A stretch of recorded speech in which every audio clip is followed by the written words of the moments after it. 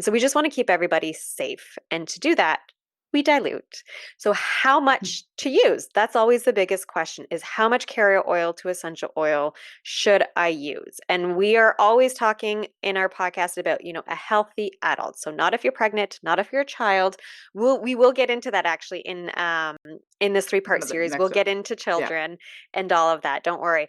But as a rule of thumb, we're typically talking about healthy adults, no complex health history, things like that. And so in that situation, starting at around a 2% is typically what I do, even 1% sometimes, depending on if it's emotional, if it's physical, right? It's never the same thing. It depends on what you're diluting for.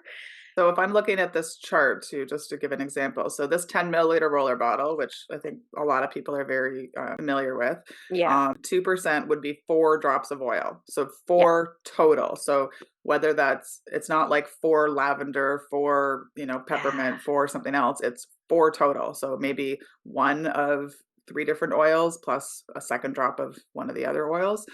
Or if you have a very complex blend that you want to make that might maybe has like different ratios, you're going to have to make a bigger batch of oil. So if you're like, I only need 10 milliliters, well, that's great, except for in order to be safe, you actually need to make more. So, keep that in mind. Yeah, so 2% in a 10 milliliter roller bottle is only 4 drops of oil. And if we go up to 30 milliliters, right? This is the nice thing with the dilution chart. All the drops are right there, so you can see exactly what it is. But in 30 milliliters, if we wanted 2%, that would be 12 drops. And then if we wanted 3%, 18. If we wanted 4%, 24. And then 5%, 30. Now, on the chart, it does say 0.5 to 5%. And the 5% is really the absolute max that you want to use on a regular basis. Even on a regular basis, I wouldn't do it.